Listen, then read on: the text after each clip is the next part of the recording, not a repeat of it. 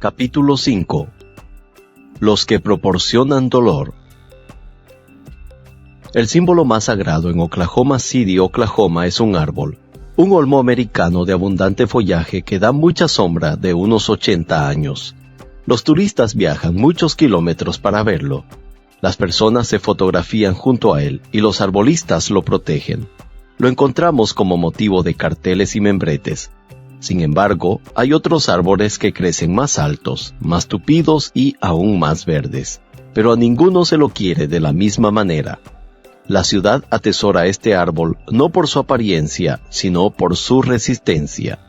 Permaneció incólume ante el atentado con explosivos en Oklahoma City. Timothy McVeigh estacionó su camión lleno de muerte a solo unos pocos metros del árbol. Su malicia mató a 168 personas. Hirió a 850, destruyó el edificio federal Alfred P. Murrah y enterró al árbol con sus escombros. Nadie esperaba que sobreviviera. Nadie de hecho pensó en un árbol lleno de polvo y con ramas desnudas. Pero comenzó a brotar. Los retoños presionaban a través de las cortezas lastimadas. Las hojas verdes empujaban para salir del hollín gris. La vida resucitaba de un acre de muerte y la gente lo notó. El árbol ejemplificó la resistencia deseada por las víctimas. Entonces la comunidad le dio al olmo un nombre: el árbol superviviente. Timothy McVeigh todavía conmueve a nuestro mundo. Ellos todavía, inexplicablemente, inexcusablemente, nos mutilan y aterrorizan. Deseamos imitar al árbol, sobrevivir al malvado, erigirnos por encima de las ruinas, pero ¿cómo? David puede darnos algunas ideas. Cuando Saúl se introduce a lo McVeigh en el mundo de David, éste se arroja al desierto, donde encuentra refugio en las cuevas cercanas del Mar Rojo. Varios cientos de fieles lo siguen. Lo mismo hizo Saúl. Y en dos dramáticas escenas, David ejemplifica cómo dar gracia a la persona que no hizo otra cosa más que darnos dolor. Escena 1. Saúl les indica a sus hombres parar. Ellos lo hacen. 300 soldados cesan su marcha y caminan hacia la ladera de la montaña. La región de Engadi hierve a fuego lento en el corazón del horno de ladrillos. Los rayos del sol asestan como una daga sobre las nucas de los soldados. Hay lagartos recostados bajo las rocas, escorpiones que persisten en la suciedad y serpientes, como Saúl, que buscan descansar en la cueva. Saúl entra en la cueva para hacer sus necesidades. David estaba escondido en el fondo de la cueva con sus hombres. Primer libro de Samuel, capítulo 24, versículo 3. Con ojos irritados por el sol del desierto, el rey no percibe las figuras silenciosas que se alinean en las paredes, pero ellas lo ven a él. Mientras Saúl hace caso a un llamado de la naturaleza, una docena de ojos se agrandan, sus mentes se aceleran y las manos alcanzan los puñales. Un empujón del cuchillo conducirá al fin de la tiranía de Saúl. Pero David le señala a sus hombres que se contengan. Avanza a lo largo de las paredes, desenvaina su cuchillo y corta la ropa de Saúl. David entonces se arrastra hacia atrás dentro del hueco de la cueva. Los hombres de David, al ver esto, no pueden creer lo que su líder ha hecho. Nadie más que David. Sus sentimientos no reflejan los de ellos. Piensan que ha hecho demasiado poco. Sin embargo, él cree que ha hecho mucho. Y más que regocijarse, se arrepiente. Y al sentirse culpable por haber cortado un ángulo de la vestimenta de Saúl, les dice a sus hombres: que el Señor me libre de hacerle al rey lo que ustedes sugieren. No puedo alzar la mano contra él porque es el ungido del Señor. Saúl sale de la cueva y David lo sigue, con el trozo de la prenda en su mano y grita: pude haberlo matado y no lo hice. Saúl mira hacia arriba, pasmado, y se pregunta en voz alta: ¿quién encuentra a su enemigo y le perdona la vida? David lo hará, más de una vez. Solo un par de capítulos más tarde, Saúl una vez más intenta atrapar a David y David una vez más actúa con astucia. Mientras el grupo del rey duerme, el temerario David y un soldado sigilosamente se alinean hasta quedar directamente sobre el cuerpo del rey que roncaba. El soldado suplica: «Este es el momento. Hoy ha puesto Dios en tus manos a tu enemigo. Déjame matarlo. De un solo golpe de lanza lo dejaré clavado en el suelo y no tendré que rematarlo». Pero David lo detiene. En lugar de matarlo, toma la lanza de Saúl y su jarra de agua y se van del campamento. Entonces, desde una distancia segura, despierta a Saúl y a sus hombres con un anuncio: «Hoy el Señor lo había puesto a usted en mis manos, pero yo no me atreví a tocar siquiera al ungido del Señor». Una vez más, David perdona la vida de Saúl. Una vez más, David muestra una mente colmada de Dios. ¿Quién domina sus pensamientos? Que el Señor, Él lo ha puesto, el ungido del Señor, quiera el Señor. Primer libro de Samuel, capítulo 26, versículos 23 y 24. Una vez más, pensamos sobre el proveedor del dolor en nuestras vidas. Una cosa son las bendiciones para los amigos, pero ¿querer bendiciones para aquellos que nos causan dolor? ¿Usted podría? ¿Podría imitar a David si estuviera con el Darth Vader de sus días? Quizá podría. Algunas personas parecen bendecidas con misericordia, perdonan, no son rencorosas o cuentan sus dolores. A otras, la mayoría de nosotros, les resulta difícil perdonar a nuestros Saúles. Perdonamos al que nos ofende una vez. Imagínese. Desestimamos al que toma el lugar en el estacionamiento, a los que rompen las citas e incluso al ladrón de billeteras. Podemos dejar pasar el delito menor, pero ¿el delito grave? ¿El ofensor consecuente? ¿El Saúl que se apodera de nuestra juventud, de nuestra jubilación o de nuestra salud? Si ese canalla hubiera buscado refugio en su cueva, o si se hubiera recostado a dormir a sus pies, ¿haría usted lo que hizo David? ¿Podría perdonar a la escoria que lo lastimó? Fallar en hacer eso sería fatal. El resentimiento mata a los necios, la envidia mata a los insensatos. Job capítulo 5, versículo 2. La venganza fija su atención en las circunstancias más desagradables. Congela su mirada en determinados momentos dolorosos de su pasado. ¿Es eso lo que quiere mirar? ¿Congelar y revivir su dolor lo hará una mejor persona? De ninguna manera. Eso lo destruirá. Estoy pensando en un viejo número de comedia. Joe se quejaba a Jerry del irritante hábito de un amigo común. El tipo empujaba con su dedo el pecho de Joe mientras hablaba. Esto a Joe lo volvía loco. Entonces decidió ajustar cuentas. Le mostró a Jerry una pequeña botella con un alto explosivo de nitroglicerina ajustado a una cuerda y le explicó: «Voy a usar esto alrededor de mi cuello, haciendo que la botella cuelgue exactamente donde apunta tu dedo. La próxima vez que lo pegues a mi pecho, pagarás por eso». Claro que no tanto como Joe, ¿no es cierto? Los destructores de enemigos necesitan 2 tumbas. No te dejes llevar por el enojo que solo abriga el corazón del necio. Eclesiastés capítulo 7, versículo 9. Ojo por ojo se convierte en cuello por cuello, trabajo por trabajo y reputación por reputación. ¿Cuándo termina esto? Termina cuando una persona imita la mente de David dominada por Dios. Enfrentó a Saúl como enfrentó a Goliat, orientándose más hacia Dios. Cuando los soldados en la cueva exhortaron a David a matar a Saúl, fíjese quién ocupó los pensamientos de David. Que el Señor me libre de hacerle al rey lo que ustedes sugieren. No puedo alzar la mano contra él porque es el ungido del Señor. Primer libro de Samuel, capítulo 24, versículo 6. Cuando llamó a Saúl desde la entrada de la cueva, David, postrándose rostro en tierra, se inclinó. Luego reiteró su convicción: «No puedo alzar la mano contra el rey porque es el ungido del Señor». En la segunda escena, durante el ataque de la segunda noche al campamento, David mantuvo su creencia. ¿Quién puede impunemente alzar la mano contra el ungido del Señor? Cuento 6 ocasiones diferentes en las que David llamó a Saúl el ungido del Señor. ¿Puede usted pensar en algún otro término que podría haber utilizado David? Algunos vienen a mi mente como rata o cerdo, pero no el que usó David. No vio a Saúl como enemigo, sino a Saúl el ungido. Rechazaba ver al que le proporcionaba dolor de ninguna otra manera más que a un hijo de Dios. David no aplaudió el comportamiento de Saúl, solo supo que el propietario de Saúl era Dios. David filtró su visión de Saúl a través de la reja del cielo. El rey todavía pertenecía a Dios y eso le daba a David esperanzas.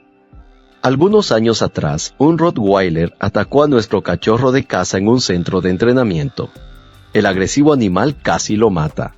Dejó a nuestra Molly con docenas de heridas profundas y con una oreja colgando. Mis sentimientos hacia ese animal eran menos que los de David. Déjennos a los dos en una cueva. Solo hubiera salido uno. Le escribí una carta al dueño del perro exhortándolo a que pusiera al perro a dormir para siempre. Pero cuando le mostré la carta a la dueña del centro de entrenamiento, me rogó que lo reconsiderara. Lo que el perro hizo fue horrible, pero lo estoy entrenando. No he terminado con él todavía. Dios diría lo mismo acerca del Rottweiler que lo atacó a usted. Lo que hizo fue inconcebible, inaceptable e inexcusable, pero todavía no he terminado. Sus enemigos aún figuran en los planes de Dios. Su pulso es una prueba. Dios no los abandonó. Tal vez puedan estar fuera de la voluntad del Señor, pero no fuera del alcance de Él. Usted le hace honor a Dios cuando los ve no con fallas de Dios, sino como proyectos de Él. Además, ¿quién nos asignó a nosotros la tarea de vengarnos? David entendió esto. De su boca en la cueva salió esta declaración: que el Señor juzgue entre nosotros dos, y que el Señor me vengue de usted, pero mi mano no se alzará contra usted. Que sea el Señor quien juzgue, y dicte la sentencia entre nosotros dos, que examine mi causa, y me defienda y me libre de usted. Primer libro de Samuel, capítulo 24, versículos 12 al 15. Dios ocupa la única silla en la suprema corte del cielo. Él usa la toga y rechaza compartir el martillo. Por esta razón Pablo escribió: no tomen venganza, hermanos míos, sino dejen el castigo en las manos de Dios, porque está escrito: mía es la venganza, yo pagaré, dice el Señor. Romanos capítulo 12, versículo 19. La venganza saca a Dios de la ecuación. Los vigilantes reemplazan a Dios. No estoy seguro de que pueda manejar esto, Señor. Podría castigar muy poco o en forma muy lenta. Yo tomaré este asunto entre manos. Gracias. ¿Es eso lo que quiere decir? Jesús no lo dijo. Nadie tuvo un sentido más claro de lo correcto y de lo incorrecto que el perfecto Hijo de Dios.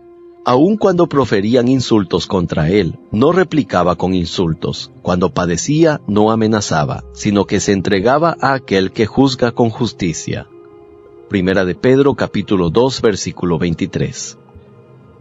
Solo Dios evalúa juzgamientos certeros. Nosotros imponemos juicios demasiado livianos o severos. Dios imparte una justicia perfecta. Las represalias son su tarea.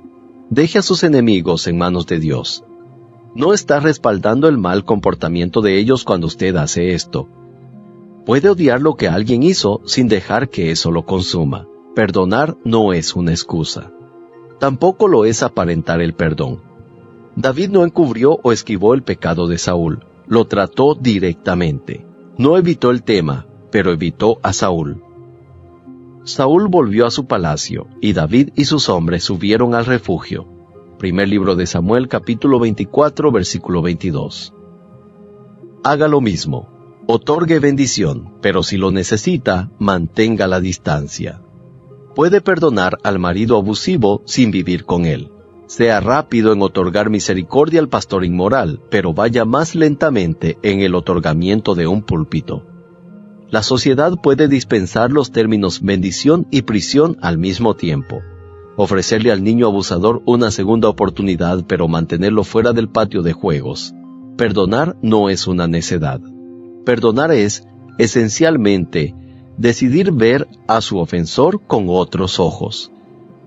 Cuando algunos misioneros de Moravia llevaron el mensaje de Dios a los esquimales, se esforzaron por encontrar una palabra en la lengua nativa para decir perdón. Finalmente llegaron a una engorrosa opción de 24 letras. ISSUMAGIJOUNGNAINERMIK. Este formidable conjunto de letras es literalmente traducido como no ser capaz de pensar más en el tema. Perdonar es continuar, no pensar acerca de su ofensor nunca más. No lo excusa, ni aprueba, ni abraza, solo encamina sus pensamientos en ellos a través del cielo. Usted ve a sus enemigos como los hijos de Dios y la represalia como el trabajo del Señor. Por otra parte, ¿podemos hacer algo menos que conceder bendiciones? ¿Atrevernos a pedir a Dios bendición cuando rechazamos darla? Este es un tema importante en las Escrituras. Jesús fue duro con los pecadores que rechazaban perdonar a otros pecadores. ¿Recuerda la historia sobre el servidor al que le perdonaron una deuda de millones y que rechazaba perdonar una deuda de peniques? Él provocó la ira de Dios. Siervo malvado, le increpó.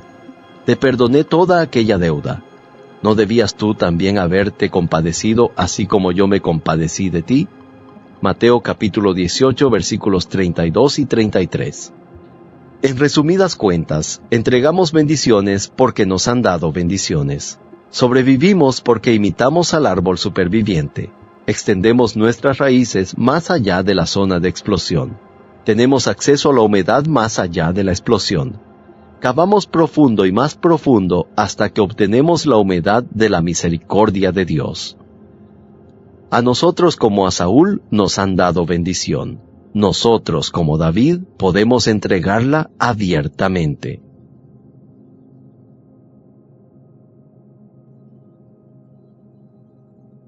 Capítulo 6. Comportamiento brutal. Ernest Gordon gime en la casa de la muerte en Chung Khai, Burma. Escucha las quejas de los moribundos y huele el hedor de la muerte. Sin piedad, la jungla quema, asa su piel y seca su garganta. Había podido envolver con una mano el muslo huesudo. Había tenido fuerza para hacer eso, pero ya no tiene ni energía ni interés. La difteria ha hecho que se agotaran ambas. No puede caminar ni puede sentir su cuerpo. Comparte un catre con moscas, chinches y aguarda una muerte solitaria en un campo de prisioneros de guerra japonés. Qué dura ha sido la guerra para él. Entró en la Segunda Guerra Mundial en sus tempranos 20 años como un robusto soldado oriundo del norte de Escocia, perteneciente a las brigadas Sutherland, pero luego vino la captura por parte de los japoneses. Meses de ardua y exhaustiva labor en la jungla, golpes cotidianos y una lenta inanición. Escocia parece para siempre fuera de su vida, y la urbanidad aún más lejos. Los soldados aliados se comportan como bárbaros, robándose entre ellos, robándoles a los agonizantes colegas, peleando por pedacitos de comida. Las escasas raciones de alimento hacían que se debiera obtener algo extra por medios propios, y la ley de la selva comenzó a ser la ley del campamento. Gordon es feliz por decirle adiós a la vida. La muerte a causa de las enfermedades triunfa en Chung Khai. Pero entonces algo maravilloso ocurre. Transfieren al campo a 2 nuevos prisioneros en los que las esperanzas todavía existen. Aunque enfermos y frágiles, ponen en práctica un código de valores más alto. Comparten su exiguo alimento y realizan trabajo voluntario extra. Limpian las doloridas úlceras de Gordon y masajean sus atrofiadas piernas. Le dan su primer baño en 6 semanas. Su fuerza lentamente comienza a retornar y con eso su dignidad. Su bondad prueba ser contagiosa y Gordon los imita. Empieza a compartir su ración y a ocuparse de los enfermos. Es más, entrega sus pocas pertenencias. Otros soldados al verlo hacen lo mismo. Luego de un tiempo, la situación en el campo se hizo más suave y más luminosa. El sacrificio reemplaza al egoísmo. Los soldados comenzaron a realizar servicios de adoración y a estudiar la Biblia. 20 años después, cuando Gordon se desempeñó como capellán de la Universidad de Princeton, describió la transformación con estas palabras. La muerte estaba con nosotros, no hay dudas sobre ello. pero estábamos lentamente liberándonos de su destructiva adherencia. La avaricia, el odio y el orgullo eran todo lo contrario a la vida. El amor, el sacrificio y la fe, por otro lado, eran la esencia de la vida misma, obsequios de Dios al hombre. La muerte no tuvo más la última palabra en Chung Kai. No tiene que ir a un campo de prisioneros de guerra para encontrar egoísmo, odio y orgullo.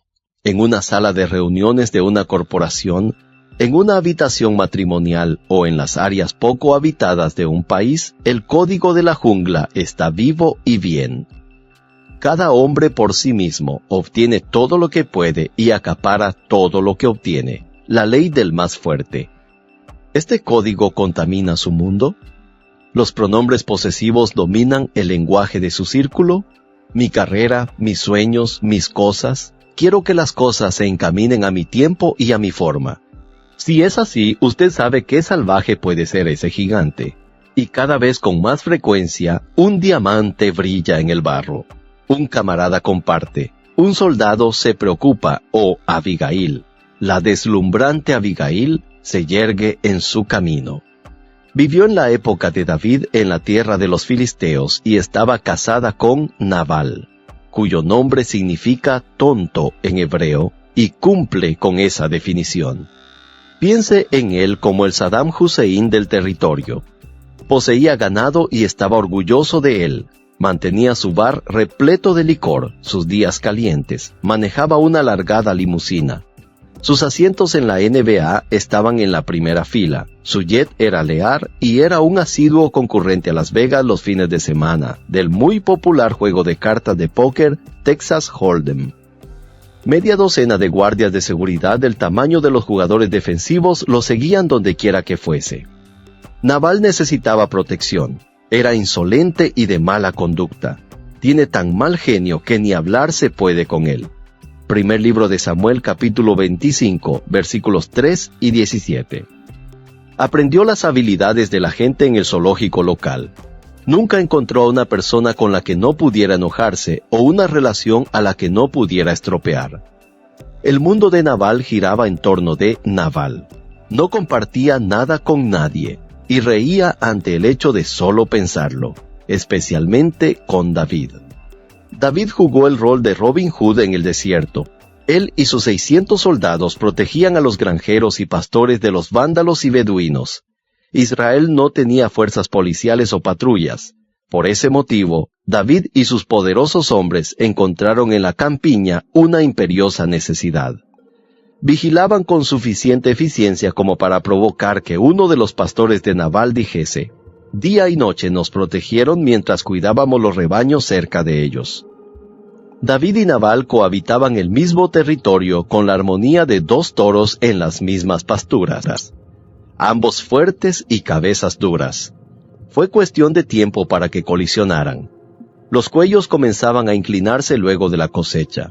Con el cordero esquilado y el heno juntado, era tiempo de hornear el pan, asar el cordero y servir el vino. Tomarse un respiro de los surcos y rebaños y disfrutar de la fruta y de la labor.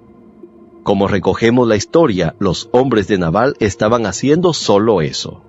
David sabe de la gala y piensa que sus hombres merecen una invitación.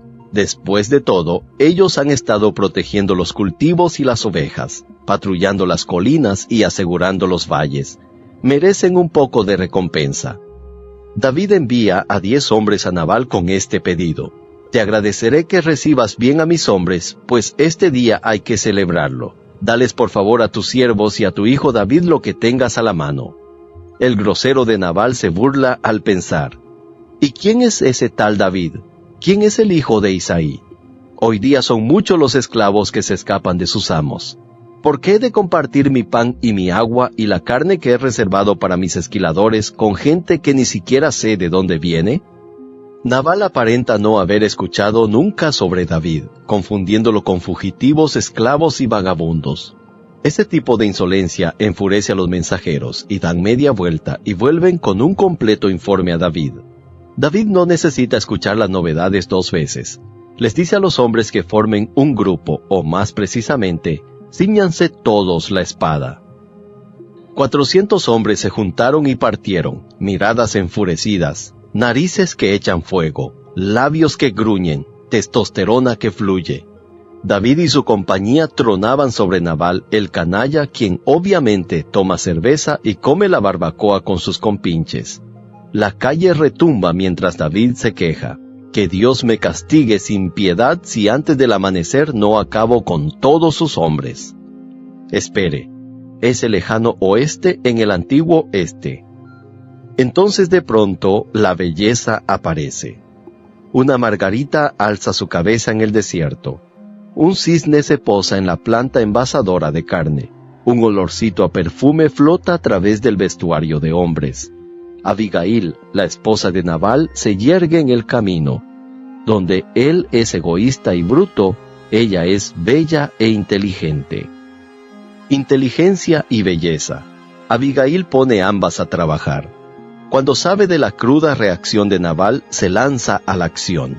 Sin decirle ninguna palabra a su esposo, junta presentes y corre para interceptar a David.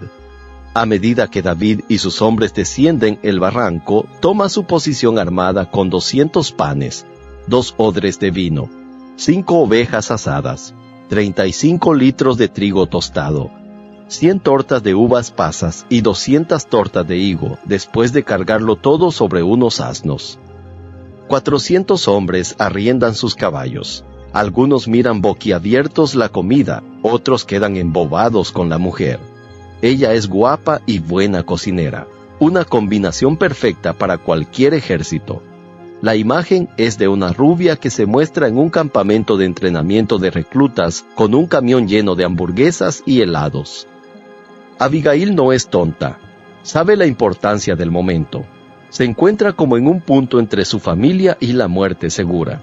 Cayendo a los pies de David, emite una súplica digna de un párrafo de las Escrituras. Señor mío, yo tengo la culpa. Deje que esta sierva suya le hable. Le ruego que me escuche. La mujer no defiende a Nabal. Está de acuerdo con que es un sinvergüenza. Ruega no por justicia, sino por perdón. Acepta las culpas cuando no las merece. Yo le ruego que perdone la falta de esta servidora suya. Ofrece los regalos de su casa y exhorta a David a dejar a Nabal en las manos de Dios y evitar el remordimiento del peso de la muerte. Sus palabras caen sobre David como el sol del verano sobre el hielo. Se derrite. Bendito sea el Señor Dios de Israel, que te ha enviado hoy a mi encuentro. Si no te hubieras dado prisa en venir a mi encuentro, para mañana no le habría quedado vivo a Nabal ni uno de sus hombres. Como puedes ver, te he hecho caso. Te concedo lo que me has pedido. David retorna al campamento. Abigail retorna a Nabal.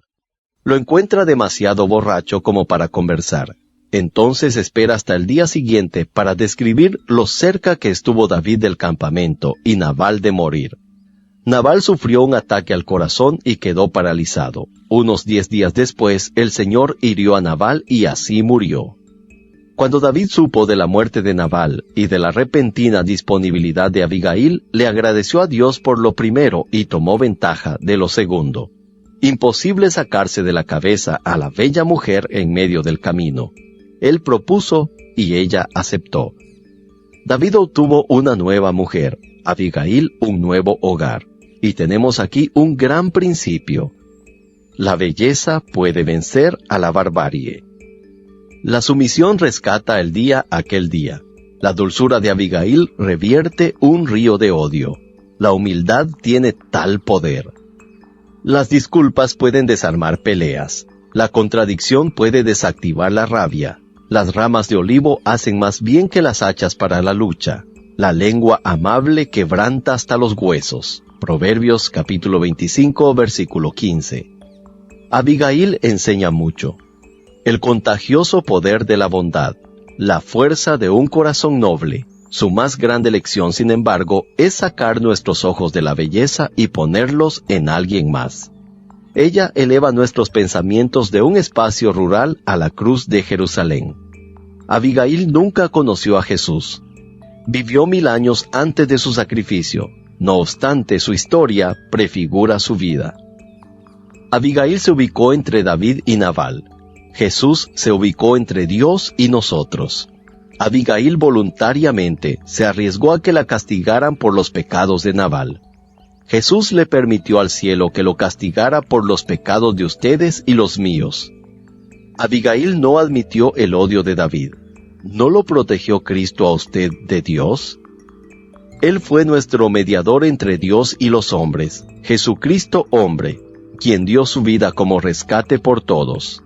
Primera a Timoteo capítulo 2 versículos 5 al 6. ¿Quién es mediador sino el que se para en medio? ¿Y qué hizo Cristo sino pararse entre la ira de Dios y nuestro castigo? Cristo interceptó la cólera del cielo. Algo vagamente similar ocurrió en el campamento de Chungkai. Una tarde después del trabajo, un guardia japonés anunció que una pala se había extraviado. El oficial mantuvo a los aliados en formación, insistiendo en que alguien la había robado. Emitiendo alaridos en un inglés imperfecto, exigió que el culpable diese un paso al frente y cargó al hombro su fusil, listo para matar a un prisionero antes de que hiciera su confesión. Entonces un soldado escocés rompió filas, se paró rígidamente y dijo: «Yo lo hice». El oficial liberó su ira, golpeó al hombre hasta matarlo y ordenó a los prisioneros levantar su cuerpo. Solo entonces el guardia recontó las palas, y solo entonces el soldado japonés confesó que había contado mal, había cometido un error. Después de todo, ninguna pala se había perdido. ¿Quién hace eso? ¿Qué clase de persona se declararía culpable de algo que no cometió? Cuando usted encuentre el adjetivo, adjúnteselo a Jesús. Todos andábamos perdidos como ovejas, cada uno seguía su propio camino, pero el Señor hizo recaer sobre él la iniquidad de todos nosotros. Isaías capítulo 53, versículo 6. Dios trató a su inocente Hijo como a la culpable raza humana, su santo único como a un canalla mentiroso, su Abigail como a Nabal. Cristo vivió la vida que nosotros no pudimos vivir, tomó el castigo que nosotros no pudimos tomar, ofrece la esperanza que nosotros no podemos resistir. Su sacrificio nos implora hacer esta pregunta: si nos amó, ¿podemos nosotros no amarnos? Habiendo sido perdonados, ¿podemos nosotros no perdonar? Habiendo festejado en la mesa de gracia, ¿podemos no compartir una migaja? Nadie ha visto jamás a Dios, pero si nos amamos los unos a los otros, Dios permanece entre nosotros, y entre nosotros su amor se ha manifestado plenamente. Primera de Juan capítulo 4 versículo 12. ¿Encuentra al mundo de su Nabal muy difícil para su estómago? Entonces haga lo que hizo David. Pare de mirar fijamente a Nabal. Cambie su mirada dirigiéndola hacia Cristo. Mire más al mediador y menos al alborotador. No te dejes vencer por el mal. Al contrario, vence el mal con el bien. Romanos capítulo 12, versículo 21. Un prisionero puede cambiar el campamento. Una Abigail puede salvar a una familia. Sea la belleza en medio de su bestia y vea lo que ocurre.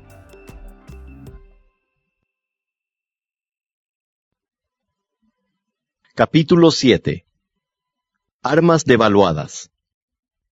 Goliat tiene un arma diseñada al gusto del cliente, que alcanza cientos de metros, Magnum calibre 38, con un cargador aflautado y un alcance tipo misil busca corazones. No dispara balas, sino tristeza. No toma vidas, sino sonrisas. No ocasiona lastimaduras en el cuerpo, sino aporreos en la fe. ¿Alguna vez lo golpearon? Si no puede encontrar su ritmo, entonces sí. Si no parece alcanzar la primera fase hacia el logro de sus objetivos, entonces sí. Cada paso hacia adelante que da se encuentra perdido en 2 pasos hacia atrás. Relaciones estropeadas, cielos oscurecidos y muy nublados. Sus noches desafían el amanecer. Usted ha sido devaluado. Los problemas son los Sioux. Usted es Custer. Usted se siente como si estuviera en una posición que el enemigo pronto destruirá.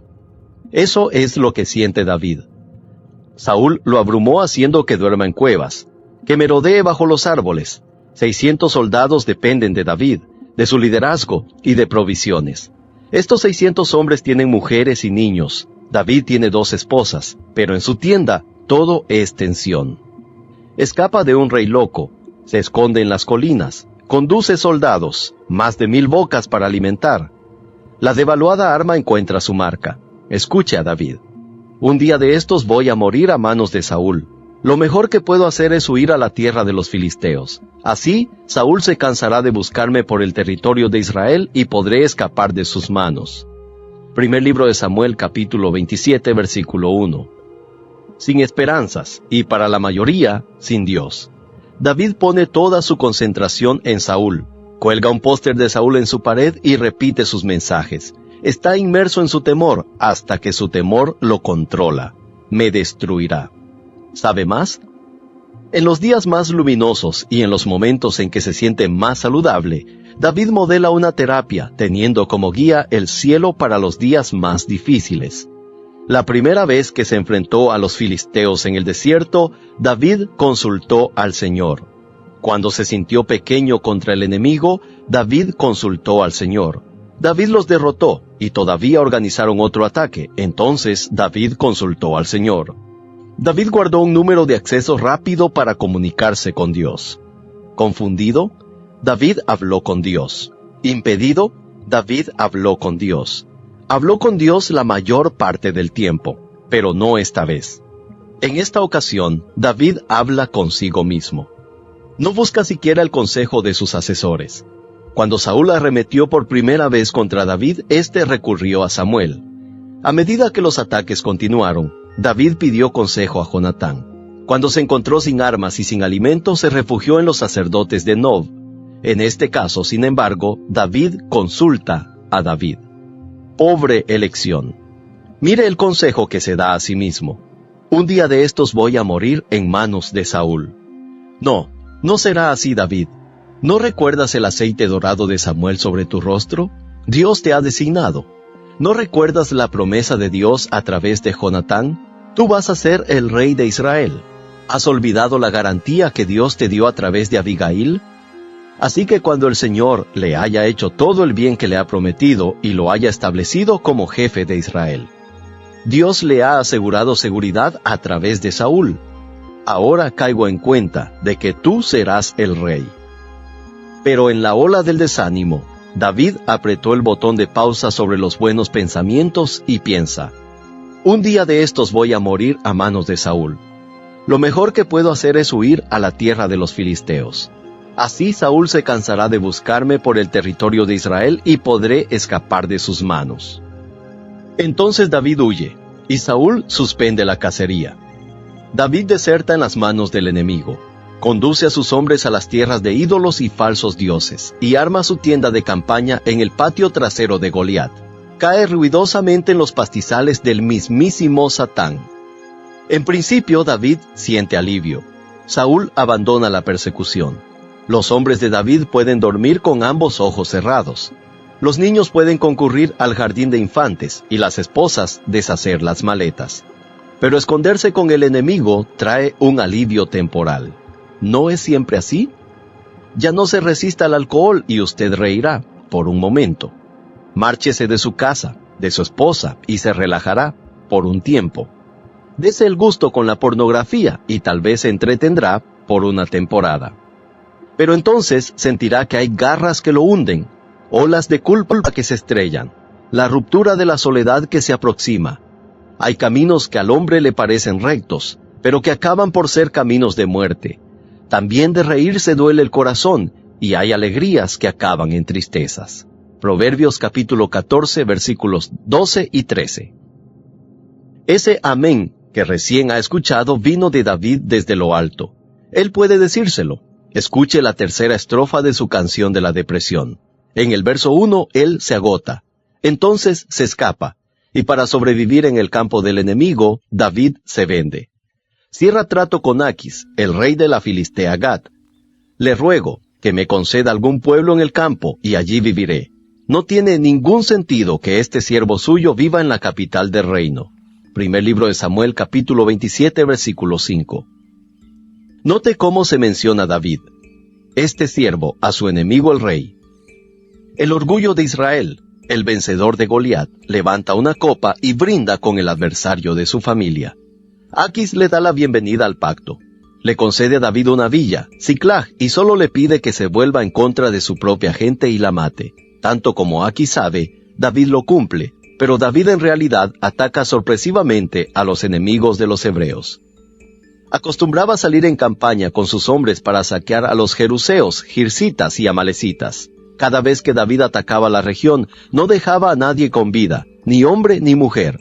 Antes de regresar a donde estaba Aquis, se apoderaba de ovejas, vacas, asnos y camellos y hasta la ropa que vestían. No son las mejores horas de David.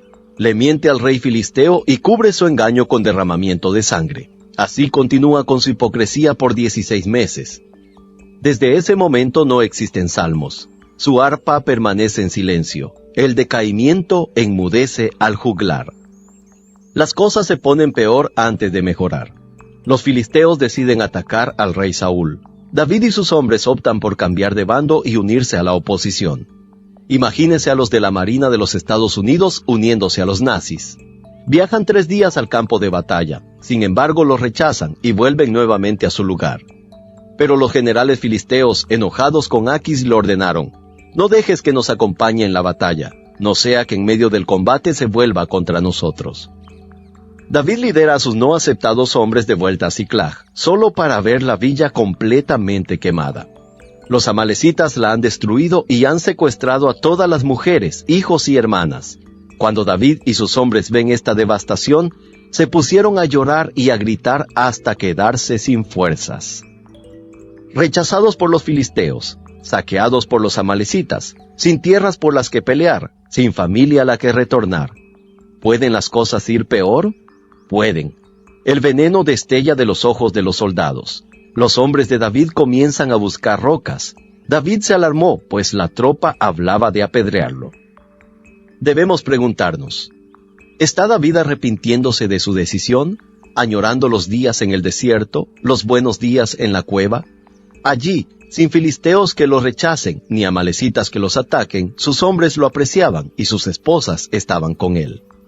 Ahora, en las ruinas de Siclag, con las piedras seleccionadas por sus hombres listas para arrojárselas, ¿se arrepiente de su elección de no orar, de escapar y venderse? Depresiones, la placa de Petri por malas decisiones, el incubador por los giros incorrectos, la cadena de montaje de los arrepentidos movimientos. Cómo manejamos nuestros momentos difíciles permanece con nosotros durante un largo periodo. ¿Y usted, cómo se encarga de los suyos? Cuando la esperanza toma el último tren y la alegría es nada más que el nombre de una chica en la calle, cuando está cansado de tratar, cansado de perdonar, cansado de las semanas difíciles o de la gente cabeza dura, ¿cómo maneja sus días oscuros? ¿Con un frasco de píldoras o una botella de whisky? ¿Con una hora en el bar, un día en el salón de belleza o una semana en la costa? Muchas opciones para este tiempo de cura. Adoptamos demasiadas, de hecho, para ponerle energía a la vida triste. Pero, ¿lo consigue? Nadie niega que sea una ayuda por un tiempo, pero, ¿a largo plazo? ¿Insensibiliza el dolor, pero, lo quita? ¿O somos como el cordero en el acantilado turco? ¿Quién sabe por qué el primero saltó sobre la orilla? Aún más bizarros son los otros 1500 que lo siguieron, cada uno saltando la misma extensión. Los primeros 450 animales murieron. Los centenares que lo siguieron sobrevivieron solo porque la pila de cuerpos amortiguó sus caídas. Nosotros, como ovejas, seguimos a los otros por sobre el borde cayendo precipitadamente en bares, borracheras y camas. Como David, chocamos con Gad, solo para encontrar que Gad no tiene solución. ¿Hay una solución? Sí, efectivamente la hay. Haciendo de modo correcto lo que David hizo incorrecto. Él se equivocó respecto de la oración. Usted haga lo opuesto. Esté listo para orar. Pare de hablarse. Háblele a Cristo que lo invita. Vengan a mí todos ustedes que están cansados y agobiados, y yo les daré descanso. Mateo 11:28. Dios nunca está abatido. Nunca se aburre de sus malos días. David abandona los buenos consejos. Aprende de sus errores. La próxima vez que carezca de voluntad para continuar, busque consejos saludables. Usted no va a querer hacerlo. La gente deprimida ama a gente deprimida. La gente dolorida pasa tiempo con gente dolorida. Amamos a aquellos que nos compadecen y evitamos a quienes nos corrigen. Ambas cosas, corrección y dirección, son lo que necesitamos.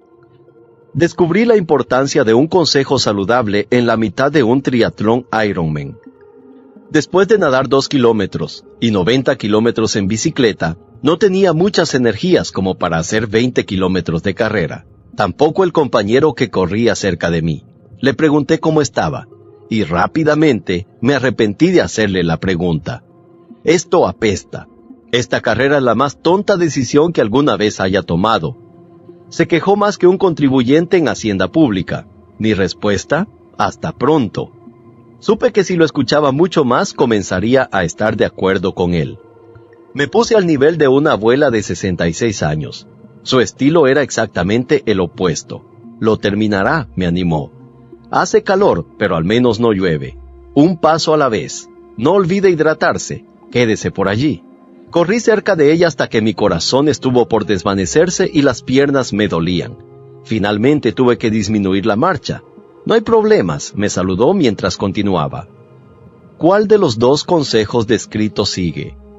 Cuando falta el consejo, fracasan los planes. Cuando abunda el consejo, prosperan. Proverbios capítulo 15, versículo 22. Esté pronto para orar. Siga consejos saludables y no se rinda. No cometa el error de Florence Chadwick, cuando en 1951 intentó atravesar a nado las frías aguas del océano entre la isla de Santa Catalina y la costa de California. Nadó a través de un clima brumoso y picadas aguas por 15 horas. Sus músculos comenzaron a acalambrarse y a hacerse más débiles. Rogaba que la sacaran del agua, que estaba exhausta y paró de nadar. El auxilio la sacó y la introdujo en un bote. A los pocos minutos de andar, gracias a un claro en la neblina, se dieron cuenta de que la costa estaba a menos de 1 kilómetro de distancia. Todo lo que podía ver era neblina, explicó en conferencia de prensa. Si hubiese podido ver la costa, lo hubiera intentado. Mire la costa que espera por usted, que no lo engañe la neblina de la depresión. El final podría llevarlo hacia afuera. Dios, quizá en ese momento, levante su mano, haciéndole una señal a Gabriel para que tome su trompeta. Los ángeles quizás estén juntos, los santos reunidos, los demonios temblando. Quédese en el agua, quédese en la carrera, quédese en la pelea. Entregue gracia una vez más, sea generoso una vez más, enseñe una clase más, anime un alma más, dé una abrazada más. David lo hizo, justo ahí, en las humeantes ruinas de Ziklag encontró fuerzas.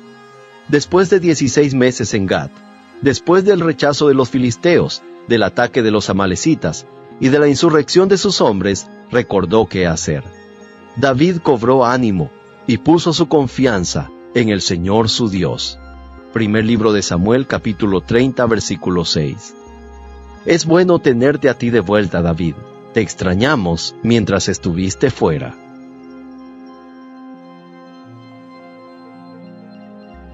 Capítulo 8. Dolor indescriptible. Usted podría escuchar de un policía: lo siento, no sobrevivió el accidente. Podría recibir una llamada de un amigo que le dice: el cirujano nos dio malas noticias. Son demasiadas las esposas que han escuchado esta frase de parte de soldados con rostros sombríos. Lamentamos informarles que en esa clase de circunstancias, la primavera se vuelve invierno, los azules cambian a grises, los pájaros se silencian y el frío de la pena se instala en nosotros. Hace frío en el valle de sombra de la muerte. El mensajero de David no es un doctor, un amigo o un soldado. Es un jadeante amalecita con ropas desgarradas y el cabello lleno de mugre, que tropieza con el campamento Ziklag con las noticias. Nuestro ejército ha huido de la batalla, y muchos han caído muertos, contestó el mensajero. Entre los caídos en combate se cuentan Saúl y su hijo Jonatán. Segundo libro de Samuel, capítulo número 1, versículo 4. David supo que los hebreos peleaban contra los filisteos. Supo que Saúl y Jonatán peleaban por sus vidas. A David le han informado el resultado. Cuando el mensajero le presenta la corona y el brazalete de Saúl, David tiene las pruebas irrefutables. Saúl y Jonatán están muertos.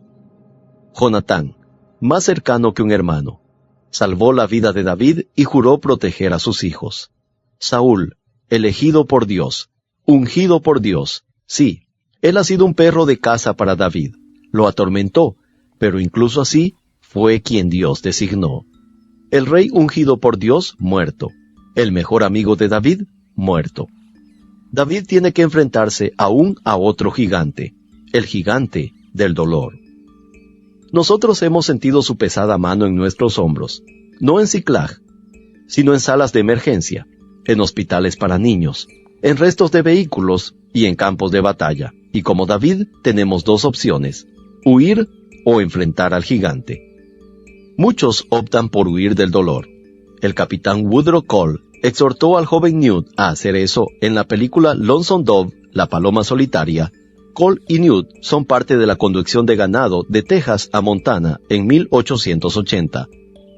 Cuando un enjambre de serpientes venenosas terminó con la vida del mejor amigo de Newt, Cole ofreció un consejo, sumergido en el dolor por la pérdida del ser querido. En el entierro, bajo la sombra que los olmos le proporcionaban y rodeado de vaqueros, aconsejó: «Vete de aquí, hijo. Es la única manera de poder con la muerte. Vete de aquí». ¿Qué más puede hacer?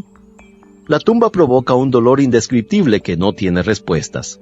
Estamos tentados a dar una vuelta e irnos, cambiar de tema y eludir el problema, trabajar muy duro, tomar en cantidades, mantenernos muy ocupados, permanecer distantes, conducirnos al norte de Montana y no mirar hacia atrás.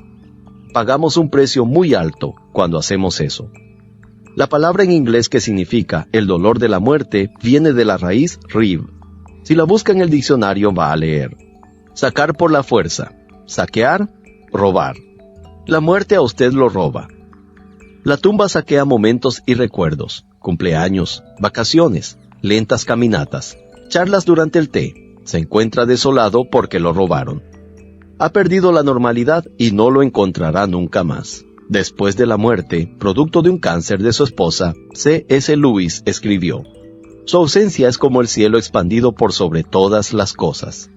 Justo cuando piensa que la bestia del dolor se ha ido, escucha una canción que a ella le gustaba, o huele la colonia que usaba, o pasa por un restaurante al que solían ir a comer. El gigante se muestra, y el gigante del dolor se mantiene conmoviéndonos. Ansiedad: ¿soy el próximo? ¿Culpable por lo que dijo o no dijo? Melancolía: ve a las parejas intactas y añora a su compañera. El dolor no es una enfermedad mental, pero algunas veces se siente como si así fuera. El capitán Cole no entendió esto. Tal vez usted podría no entenderlo, pero por favor, inténtelo. Comprenda la gravedad de su pérdida. Usted no perdió en el juego Monopolio o no encuentra sus llaves. De esto no puede salir. Entonces, en algún punto, en minutos o en meses, usted necesita hacer lo que hizo David: enfrentar el dolor. Cuando se enteró de las muertes de Saúl y Jonatán, David lo lamentó. Segundo libro de Samuel, capítulo 1, versículo 17. El guerrero lloró. El comandante enterró el barbado rostro en sus insensibles manos y lloró. Al oírlo David y los que estaban con él, se rasgaron las vestiduras, lloraron y ayunaron hasta el anochecer porque Saúl y su hijo Jonatán habían caído a filo de espada, y también por el ejército del Señor y por la nación de Israel.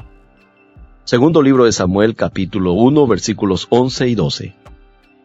Los llantos de los guerreros cubrieron las colinas. Un tropel de hombres caminaba gimiendo, llorando y con el luto a cuestas. Desgarraron sus ropas golpeando el suelo y exhalando dolor. Usted necesita hacer lo mismo. Que el dolor fluya fuera de su corazón, y cuando retorne, hágalo salir nuevamente. Vaya hacia adelante y llore, si es necesario, un río Mississippi. Jesús lo hizo. Próximo a la tumba de su querido amigo, Jesús lloró. Juan 11:35. ¿Por qué hizo eso? ¿No sabía de la inminente resurrección de Lázaro? Hace una declaración y en el momento su amigo sale de la tumba. Él verá a Lázaro antes de la cena. ¿Por qué las lágrimas? Entre las respuestas que sabemos y entre las que no, está esta. La muerte apesta. La muerte amputa una parte de su vida. Por eso Jesús lloró, y en sus lágrimas encontramos permiso para verter las nuestras.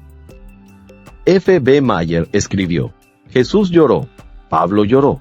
Los efesios convierten el llanto sobre el cuello de los apóstoles, cuyos rostros ellos no iban a ver jamás. Cristo se para al lado de cada persona dolida diciendo: llora mi hijo, llora por lo que he llorado. Las lágrimas liberan el cerebro en llamas como la lluvia en las eléctricas nubes. Las lágrimas descargan la insoportable agonía del corazón como el desagüe libera la presión de la inundación contra la represa. Las lágrimas son el material con el cual el paraíso entreteje su más brillante arco iris. No sabemos cuánto tiempo lloró Jesús ni cuánto lloró David, pero sí cuánto lloramos nosotros, y ese tiempo parece tan truncado. Los egipcios se visten de negro durante 6 meses. Algunos musulmanes usan ropa de luto durante 1 año. Los judíos ortodoxos ofrecen rezos por el pariente muerto cada día durante 11 meses. Solo 15 años atrás, los estadounidenses rurales usaban brazaletes de tela negra por un periodo de varias semanas. ¿Y hoy? ¿Soy el único que siente que apuramos nuestras heridas? El dolor toma su tiempo. Dese algo de. El sabio tiene presente la muerte. El necio solo piensa en la diversión. Eclesiastés capítulo 7, versículo 4. Lamentar quizás es un verbo extranjero en nuestro mundo, pero no en las Escrituras. El 70% de los salmos son poemas de pena. ¿Por qué el Antiguo Testamento incluye un libro de lamentos? El hijo de David escribió: vale más llorar que reír, pues entristece el rostro, pero le hace bien al corazón. Eclesiastés capítulo 7, versículo 3. Exploramos los más profundos temas en la cueva de la pena. ¿Por qué estamos aquí? ¿Hacia dónde estoy orientado? El cementerio agita con fuerza preguntas vitales. David le otorga todas sus fuerzas a su angustia. Cansado estoy de sollozar. Toda la noche inundo de lágrimas mi cama. Mi lecho empapo con mi llanto. Salmo capítulo 6, versículo 6. Y luego: la vida se me va en angustias y los años en lamentos. La tristeza está acabando con mis fuerzas, y mis huesos se van debilitando. Salmo capítulo 31, versículo 10. ¿Está usted enojado con Dios? Cuéntele por qué. ¿Disgustado con Dios? Hágaselo saber. ¿Cansado de decirle a la gente que está bien cuando en realidad no es así? Hágale saber la verdad. Mis amigos Tomás y Andrea Davidson lo hicieron. Una bala perdida les arrebató a su hijo Taylor de 14 años. Tom escribe: nos bombardeaban con la pregunta, ¿cómo están? Lo que realmente quería era decirles, ¿cómo creen que estamos? Nuestro hijo está muerto, nuestra vida es miserable, y deseo que el mundo termine. David podría haber usado un lenguaje diferente, quizás no. Pero una cosa es segura, no rechazó ignorar la pena. ¡Ay, Israel! Tu gloria yace herida en las alturas de los montes. ¿Cómo han caído los valientes? Cuánto sufro por ti, Jonatán, pues te quería como a un hermano. Más preciosa fue para mí tu amistad que el amor de las mujeres. ¿Cómo han caído los valientes? Segundo libro de Samuel, capítulo 1, versículos 19 al 27. David se lamentó tan creativamente como adoró, y subrayé esto. David compuso este lamento en honor de Saúl y de su hijo Jonatán. Lo llamó el Cántico del Arco, y ordenó que lo enseñaran a los habitantes de Judá. David llamó a la nación a estar de luto, presentó el llanto como una política pública, rechazó encubrir o hacer sorda la muerte, la enfrentó, la combatió, la desafió, pero no la negó, como su hijo Salomón explicó, un tiempo para llorar. Eclesiastés capítulo 3, versículo 4. Dese algo, enfrente su dolor con lágrimas, tiempo, y una vez más, enfréntelo con la verdad. Pablo exhortó a los tesalonicenses a apenarse, pero no quería que los cristianos no ignoren lo que va a pasar con los que ya han muerto para que no se entristezcan como esos otros que no tienen esperanza. Primera a los Tesalonicenses capítulo 4 versículo 13. Dios tiene la última palabra sobre la muerte, y si usted escucha, le dirá la verdad sobre sus seres amados. Ellos han sido despedidos del hospital llamado Tierra. Usted y yo todavía recorremos los pasillos, olemos las medicinas y comemos judías verdes y postres en bandeja de plástico. Ellos, mientras tanto, disfrutan de picnics, inhalan un aire de primavera y corren a través de flores que les llegan hasta las rodillas. Usted los extraña locamente, pero ¿puede negar la verdad? No tienen dolor, duda ni pelea. Realmente están felices en el cielo. ¿Y no los veremos pronto? La vida estalla a la velocidad del Mach. Muy breve es la vida que me has dado. Ante ti mis años no son nada. Un soplo nada más es el mortal. Selah. Salmo 39, versículo 5. Cuando deja a sus hijos en la escuela, ¿llora como si no los volviera a ver nunca más? Cuando deja a su esposa en un negocio y estaciona el auto, ¿la despide como si no la volviese a ver nunca más? No. Cuando dice, te veré pronto, quiere decir precisamente eso. En el cementerio, cuando mira la suave y fresca tierra removida y promete, te veré pronto, está diciendo la verdad. Reencuentro es una astilla de un momento eterno. No hay necesidad para que no se entristezcan como esos otros que no tienen esperanza. Primera a los Tesalonicenses capítulo 4 versículo 13. Entonces, siga adelante y enfrente su dolor. Dese tiempo, permítase las lágrimas. Dios entiende. Él conoce la pena de la tumba. Él enterró a su hijo, pero conoce también la alegría de la resurrección. Y a través de su poder, usted también lo sabrá. Tenía la visión de un Dios pequeño, un Dios que cabía en la caja y necesitaba ayuda con su balanceo. Por ese motivo no estaba preparado para él. No se purificó para encontrarse con lo sagrado. No ofreció sacrificios. No observó sus peticiones. Olvidó los arrepentimientos y la obediencia. Cargar a Dios en la caja de la carreta y permitir que lo transportaran. O, en nuestro caso, vivir como el infierno durante 6 días y aprovechar la gracia del domingo. ¿O a quién le importa en lo que cree? Solo use una cruz alrededor del cuello para la buena suerte, o prenda unas pocas velas, y realice unos pocos rezos, y ponga a Dios de su lado. El cuerpo sin vida de USA nos advierte sobre ese tipo de irreverencias. El no sobrecogimiento ante Dios conduce a la muerte del hombre. Dios no será evocado, persuadido u ordenado. Él es un Dios personal que ama, cura, ayuda e interviene. No responde a pócimas o a eslóganes inteligentes. Él busca más.